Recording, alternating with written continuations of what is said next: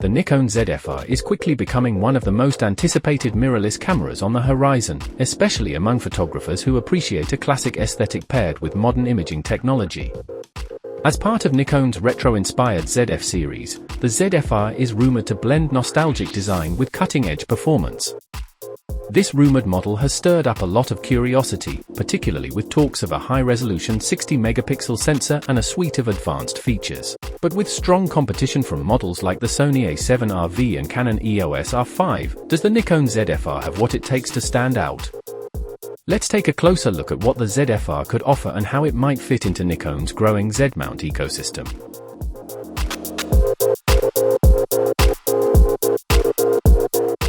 Before we dive into the potential features of the Nikon ZFR, it's worth revisiting the ZF, the camera that set the tone for this series.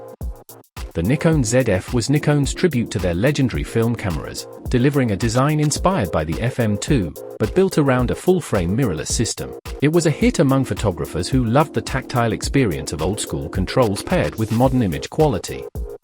However, despite its nostalgic charm and strong imaging capabilities, the ZF wasn't perfect. One of the most frequent complaints was about its ergonomics, particularly the grip. While sleek and attractive, the slim body wasn't particularly comfortable to hold during long shoots. Many users turned to third-party accessories to improve handling.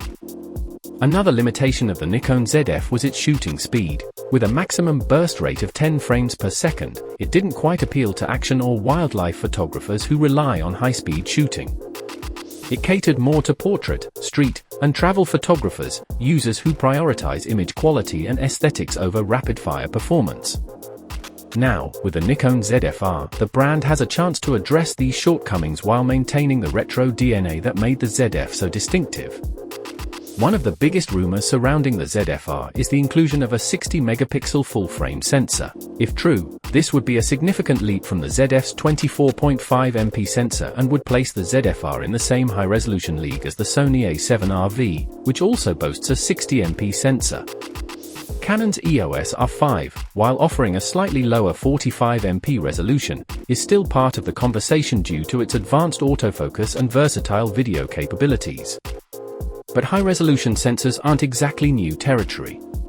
Sony has had a 60MP sensor in both the A7R4 and A7RV, and Sigma's FPL also features it. So, the key question becomes, how will Nikon differentiate the ZFR in a crowded market of high-megapixel cameras? There are whispers that Nikon may attempt to push the boundaries of image quality with improved dynamic range and deeper color fidelity. Some rumors even suggest the possibility of 16-bit RAW support, which is currently more common in medium-format systems like the Fujifilm GFX 100 series and Hasselblad X2D 100C. If Nikon manages to bring true 16-bit color depth to a full-frame sensor, it would be a groundbreaking achievement. That said, such a leap seems unlikely, at least in the first iteration.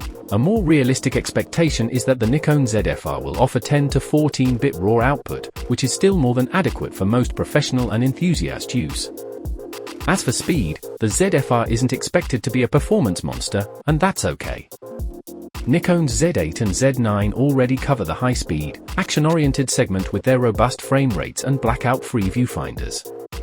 The ZFR will likely stay closer to the 10 frames per second range, which makes sense given its rumored high-resolution sensor and target audience. That speed is plenty for most use cases outside of sports and wildlife photography. Instead of chasing speed, the ZFR seems poised to appeal to those who value detail, tonal range, and classic handling. On the video front, there's been a lot of chatter about whether or not the Nikon ZFR will feature 8K recording. With the Z8 and Z9 offering 8K, it's not out of the question. Including 8K would help Nikon future-proof the camera and make it more attractive to hybrid shooters, those who need both excellent stills and high-resolution video. However, 8K is demanding, not just in terms of storage but also thermal management. Packing 8K into a compact, retro-style body could present heat dissipation challenges, so Nikon would have to implement intelligent cooling solutions to make it viable. Still, even if 8K isn't a core use case for most users, having it as an option opens the door to creative flexibility. It allows for cropping and reframing in post without sacrificing image quality, and it positions the ZFR as a more well-rounded tool for creators who juggle both photography and filmmaking. If Nikon manages to balance heat control while maintaining the ZFR's compact size, this feature could be a big win. From a design standpoint, the Nikon ZFR is expected to retain the ZF's beloved retro styling, one of the main reasons it gained so much traction in the first place. That means we can likely expect physical dials for ISO, shutter speed, and exposure compensation, giving users a tactile and intuitive shooting experience reminiscent of analog film cameras. But this time, Nikon has a chance to refine the design further.